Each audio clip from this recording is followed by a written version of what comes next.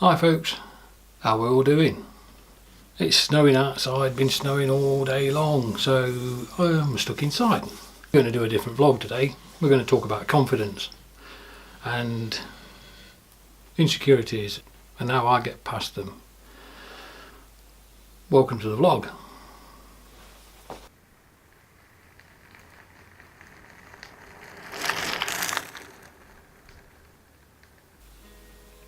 Any of you that subscribe to Mark Frost will know that he has the shed of wonder. Well, welcome to the room of despair. If Mark can have a shed of wonder, I can have a room of despair. So here we go. This is now the room of despair. And I want to talk to you about confidence and insecurities. I am not a confident person.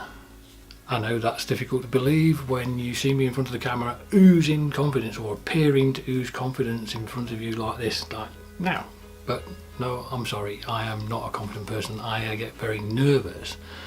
I get very nervous when I plan to go out riding or when I plan to do anything really.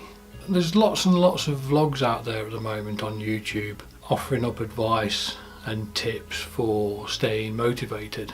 Pretty good advice and excellent tips, but one thing that I found that they were failing to address or not realise was folks do suffer from confidence, insecurities, and general lack of self-belief. Staying motivated or finding ways to stay motivated becomes more difficult, and I wanted to see what makes me deal with those insecurities. And I can get insecure over all sorts of things. It could be that my fitness has a bearing on whether I go out or not. Now, before anyone starts, it's very easy to make excuses to address not going out, but there's other things involved as well. I mean, I get insecure over my equipment. My equipment. That's the wrong way to put it. I'm insecure how other people see me, how other cyclists see me. The equipment that I use, it's not up to the spec that you see most cyclists doing.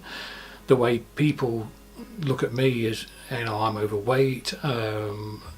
I'm not the fittest in the world, so I get very insecure about those things.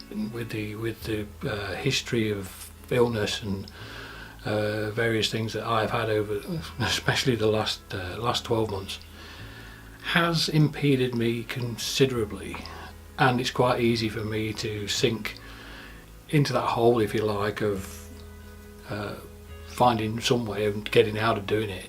So whatever it is that affects me or makes me so nervous about going out, I am quite often defeated. I am defeated more times than I actually manage to fight against it. I mean, like today, it's snowing, but it'll be a perfect excuse to get up onto the trail on a mountain bike. But I look at it and then I think, oh, hang on a minute, I've got to climb up that lane onto the trail, and I'm not proficient at climbing. And since last year, with the medications I'm on medications to prevent or to help prevent another heart attack, if you like. And some of those medications are blood thinners and beta blockers. And I'm convinced that they have made a difference. They've affected my ability to stay warm. I can go out for minutes and my fingers and my toes are cold, and that's just walking. And on the bike, it'll make the ride unbearable and painful, and has done on a number of occasions. So there we have it, the excuse. Why not just say no, I'm not going? Why do we have to invent some lame excuse to justify not going? I don't know. It's one of those things. Yes, a lot of it is in the mind. I mean, it's psychological, isn't it? So where else would it Where else would it be? I know folk out there, and possibly folk right now watching this, would turn around and say, stop making excuses, get a grip, deal with it, just get on with it. And that's all fine. And in some ways it is offering a sort of encouragement. But a lot of the time they're said without the understanding that there lies something deeper. And quite often folk that are a little less confident, if you like, or lack the self-belief, or are insecure, will probably or retreat further into their shell. I mean, confidence isn't something that's given. I think confidence is something that you build up yourself through things that you do, and I'm sure that with time and effort, and if my fitness gets a bit better, the confidence will improve. But at the moment, when I sat down thinking about what I was going to talk about on this video, I didn't really have much of an idea. In fact, I had no idea how to actually deal with it. But while I was thinking about this and jotting little notes down to help me along the way, it dawned on me, is this. Making these vlogs, making these videos, these are uniquely me, and no one has any influence over these videos but me. So I can talk freely in front of the camera, I can walk, talk, even cycle, and offer up a vlog, video, call it whatever you will, and share it with you, the audience.